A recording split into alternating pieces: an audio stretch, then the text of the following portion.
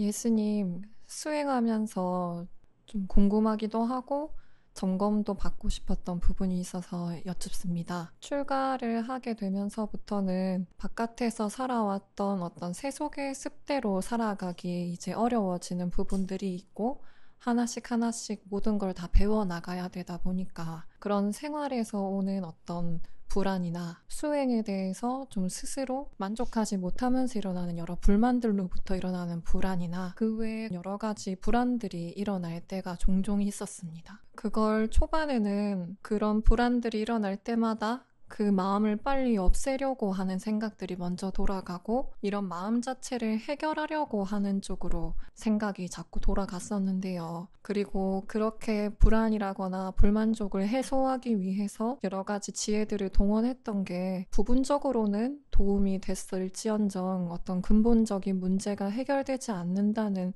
미진한 마음이 계속 남아 있었습니다. 그러다가 얼마 전에도 그런 불안이 한번 일어났었는데 근본적으로 이런 불안을 자꾸 해소하고 해결하려고 하는 나의 패턴에 어떤 결함이 있는 건 아닌가 이런 생각이 들면서 이런 불확실함에 대한 어떤 불안 같은 것들이 부처님께서 말씀하셨던 진리였었다면 내가 불안을 해소하기 위한 그런 불안에 대한 불안을 자꾸 느끼는 건 아닌지 이런 고민을 또 하게 됐었습니다. 그러면서 마음의 무상함을 계속 관찰을 하고 어차피 사라지기 마련인 마음이라는 걸 그런 무상의 인식을 닦으면서 한번 인욕을 해보자는 쪽으로 마음을 바꾸기 시작했는데요. 그렇게 하다 보니까 그냥 그런 순간순간의 마음들을 해결하려고 집착을 하게 되기보다는 이런 마음도 일어나기 마련이고 또 사라지기 마련이구나라는 걸 계속 생각을 하면서 무상의 인식을 닦는 쪽으로 가려고 하다 보니까 이게 부처님께서 말씀하셨던 그 불확실한 생에 대한 수용의 과정일 수도 있겠다. 그런 생각이 들었습니다. 그러면서 어떤 불안이 일어날까봐 걱정하고 불안이 일어나면 그걸 해결하기 위해 또다시 집착하는 그런 메커니즘을 좀 벗어나게 되면서 인욕을 하고 받아들이고 그리고 그런 마음이 사라지고 나면 다시 선한 마음을 개발하기 위해서 좀 노력하는 쪽으로 방향이 조금 바뀌었는데요. 이런 과정이 조금 바람직한 건지 한번 여쭙고 싶었습니다. 예, 그런 것도 어찌 보면은 그냥 이렇게 불자가 아닌 삶을, 수행자가 아닌 삶을 살다가 수행자가 되면 어찌 보면은 오히려 이제 욕망을 쫓아서 살아갈 때는 그냥 그대로 이렇게 살면 되니까 그 익숙한 삶이니까 거기에 대해서는 별로 이래 어찌 보면 불안 요소가 적을 수도 있는데 이제 수행을 한다는 건 그런 욕망이나 성냄이나 이런 것들의 그 문제점, 그런 것들의 위험성, 해로움을 이해하고 이제 그거로부터 벗어나기 위해서 노력을 하게 되고 또 그렇게 가는 과정이 아예 아라한처럼 진리를 완전히 깨달아서 그런 이제 집착이나 불안 이런 거로부터 완전히 벗어나게 되면 그런 불안 요소가 있을 일이 없잖아요. 그죠?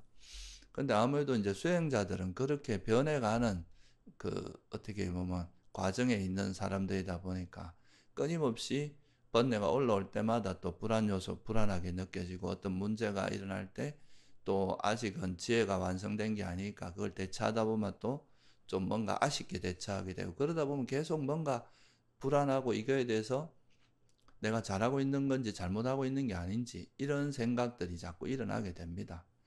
그러면서 자기 자신을 때로는 자책하기도 하고 또 때로는 막 물러나는 좀 내가 이거 이렇게 잘할 수 있겠나 막 이런 이제 걱정도 되고 이런 마음들이 계속 오가게 되는데 근데 어찌 보면 이제 아까 질문자도 잠깐 그런 이야기를 했지만 우리한테 일어나는 그런 이제 불안이라든가 좀 이런 마음 상태는 사실 어떻게 보면 되게 자연스러운 과정일 수도 있어요.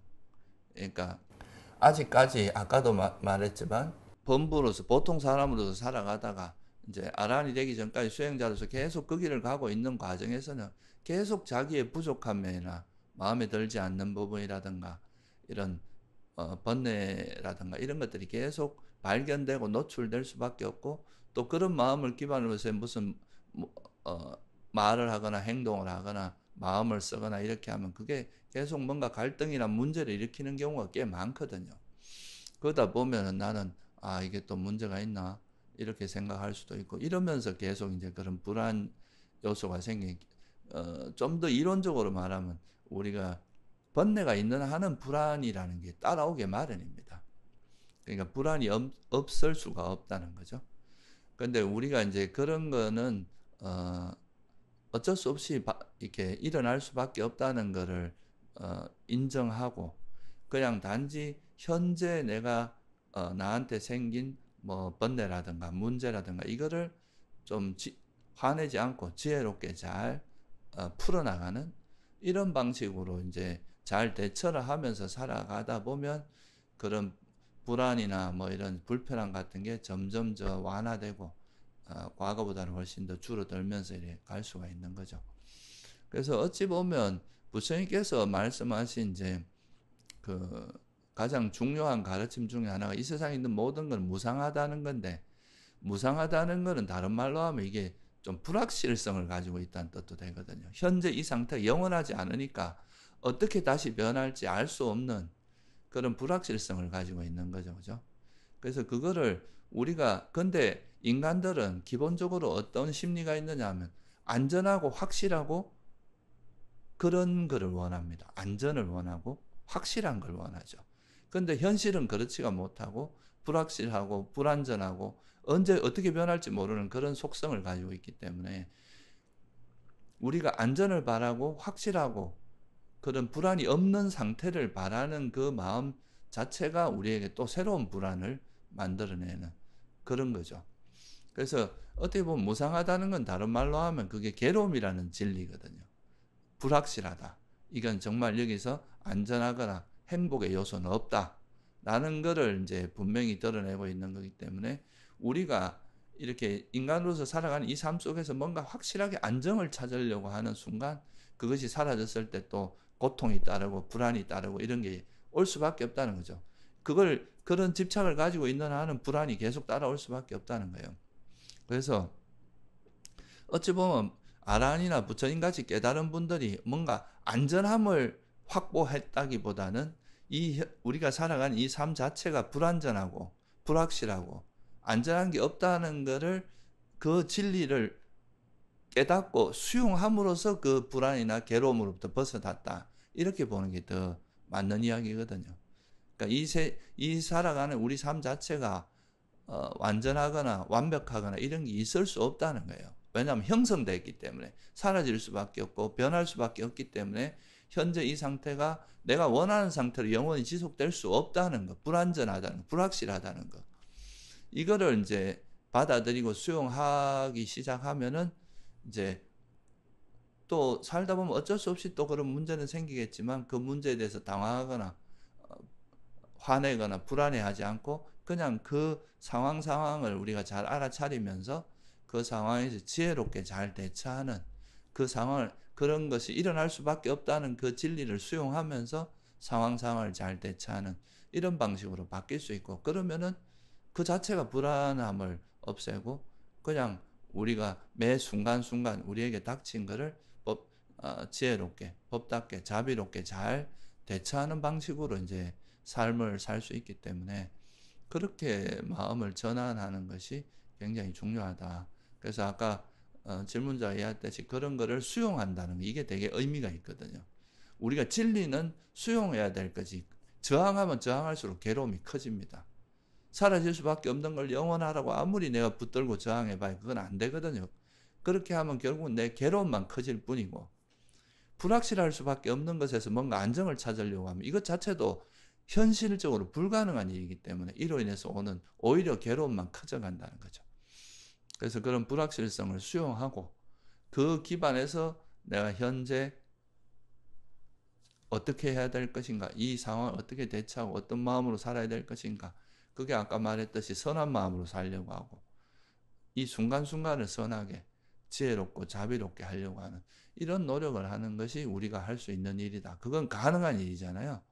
그래서 그런 방향으로 마음을 쓰는 것이 바람직하고 또 질문자가 이야기했던 그런 것도 맥락을 같이 하는 거다. 이렇게 볼 수 있습니다. 스님께서 말씀 주셨던 그 불확실한 삶을 수용해 나가는 이런 것들을 머리로 익히려고 많이 노력을 하면서도 현실에서 그런 불확실한 상황들에 계속 노출될 때는 어느 순간 통제 가능한 영역을 계속 찾으면서 안정적이라고 생각하는 어떤 견해 속에서 상황을 분별하면서 판단하려고 하기도 하고 그 상황에서 화를 내면서 또 내가 통제 가능한 영역을 찾기도 하고 그러는 것 같아요.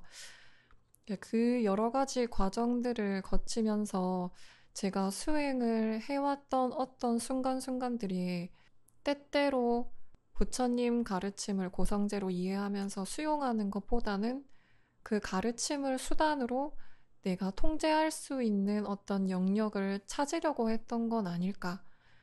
이런 불확실함을 수용하려는 쪽으로 부처님 가르침을 닦아 나가기보다는 문제를 해결하려는 쪽으로 계속 마음이 강렬하게 이끌렸던 건 아닌가라는 좀 자기 성찰을 한번 하게 됐었거든요. 그런데 사람들이 나이가 들수록 인간관계의 문제 같은 것들은 더 복잡해지고 해결할 수 있는 일보다 해결할 수 없는 일들이 본질적으로는 더 많다는 걸 어느 순간 좀 받아들이게 되면서부턴 과거에서처럼 막 여러 가지 지혜를 사유의 무기로 삼아서 막 따지고 들고 이러기보다는 그냥 이 조건을 수용하고 인정하고 화를 내려앉힌 다음에 그 다음에 생각을 해야 되는 거구나라고 조금은 마음이 진전을 하게 되더라고요. 그러면서 아, 내가 할 수 있는 건 어떤 문제를 해결하려고 머리를 쓰고 계산하는 것보단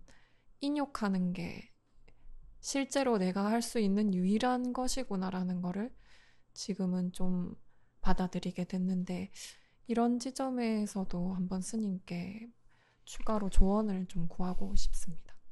예, 그것도 이제 그 앞에서 했던 이야기하고 맥락을 좀 같이 한다고 볼 수 있는데, 우리가 이제 불확실한 세상이라는 것이 굉장히 복잡한 조건에서 움직여 나가기 때문에 내가 노력을 해서 이걸 어느 정도 개입해서 이제 이거를 뭔가 변화시킬 수 있고 내 의지대로 할 수 있는 영역도 분명히 있어요.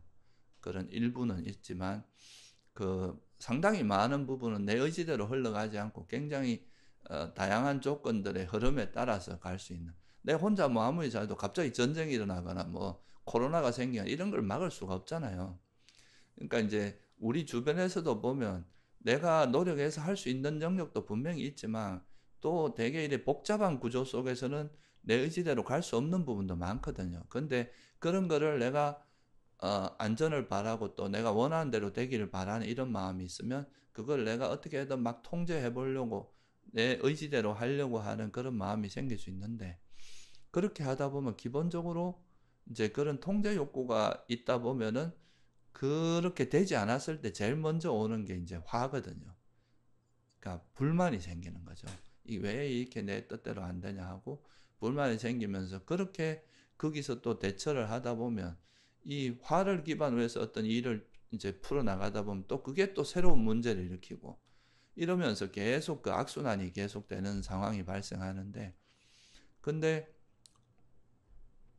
우리가 그런 게 이제 불확실하고 내 뜻대로 될 수 없는 것이 있다는 것을 받아들이고 수용하다 보면 그런 부분 일단 인정한 상태에서, 그럼 이건 내가 전혀 예상치 못한 일이 발생할 수도 있단 말이죠. 그러면 그런 상황에서 그거를 화내고 막 짜증내고 왜 이러냐고 막 원망하기보다는 이런 상황이 생긴 거에 대해서 화를 내지 않으면서, 소위 말 그게 인욕이거든요. 내가 이제 원치 않는 어려운 상황이지만 화를 내지 않고 그 상황을 대처할 수 있는 그런 자세가 될 수 있단 말이죠.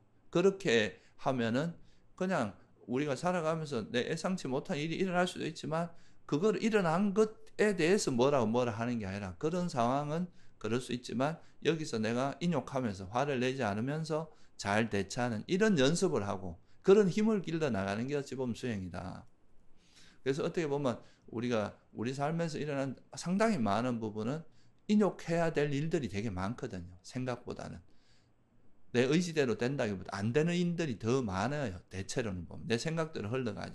그러니까 그럴 때마다 우리가 짜증내고 불만을 가지고 원망하고 이러면 이게 너무 힘든 일이고, 그런 것이 일어날 수 있다는 것을 받아들이고 수용하면서 그 이미 발생한 그 일에 대해서 어떻게 하면 이거를 잘 풀어내고 잘 지혜롭게 잘 이겨낼 수 있는지 이런 쪽으로 마음을 쓰는 게 훨씬 이제 지혜롭고 바람직한 일이다. 그럴 때 이제 중요한 게 이런 정말 이 세상이 내 마음대로 되지 않는다는 그 무아의 지혜를 기반으로 해서 또는 괴로움의 지혜, 무상고 무아의 지혜를 기반으로 해서 인욕하는 거, 화내지 않으면서 대응하는 거. 그게 이제 이게 당연히 일어날 수 있는 일이니까 그냥 받아들이면 화를 안 낼 수 있게 되거든요. 그러니까 이제 그렇게 하면서 대응하는 거. 이게 아주 중요한 일이고 그게 아까 질문자가 이야기한 이건 참 인욕할 수밖에 없는 일들이 많다는 그런 이야기하고 또 연결이 된다고 할 수 있습니다.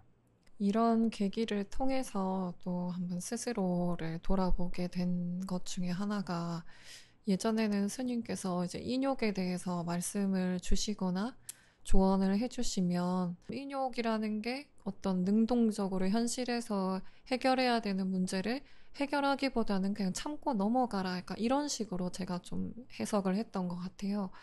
그런데 지금 와서 생각해보면 스님께서 방금 말씀 주신 것처럼 일단 이걸 받아들이고 나서의 문제라고 이야기를 하시는 게 저는 그 당시에 그러니까 이런 일이 일어나선 안 됐고 일어난 것 자체가 싫은 거에 대한 화가 이미 출발점이 되면서 그걸 도화선으로 문제를 해결하고자 하는 화와 함께한 집착이 그냥 계속 돌아갔던 거였구나. 그리고 그거를 조금은 이제 알게 되니까 일단은 이런 순간들이 일어났다는 거에 대해서 원치 않는 상황이라고 하더라도 이런 일이 일어난 거에 대해서 받아들이고 나서 받아들인 다음에 화가 가라앉고 나서 그때 내가 할 수 있는 것과 할 수 없는 것을 구분해 나가면서 발정도를 닦는 거 이런 차이가 있는 거구나라는 거를 이번에 좀 이해를 해보게 된 것 같습니다. 예, 그렇게 이해하는 게 아주 바람직한 겁니다. 그러니까 인욕이라고 하는 게 무조건 참는다는 의미가 아니라 어떤 상황을 우리에게 이미 일어나서 어쩔 수 없는 또는 뭐 내 의지와 관계없이 일어나는 상황이라 할지라도 그거를 막 저항하고 이게 아니라 일어난 걸 내가 되돌릴 수 있는 방법은 없으니까 그냥 그 상황을 받아들이고 수용하면서 그 속에서 이제 화를 내지 않으면서 뭔가 이 상황을 판단하고 해결하고 문제를 인식해야 그게 지혜롭게 뭔가 이걸 풀어낼 수 있고 화를 안 내야 또 자비롭게 뭔가 문제를 풀 수 있다는 거예요. 그런 식으로 이제 대응하는 게 이제 수행자답고 좀 더 이제 부처님 가르침에 맞는 그런 대응 방식이다. 그런 걸 이해하는 것이 이제 아주 중요하다. 이렇게 볼 수 있습니다. 예수님, 감사합니다.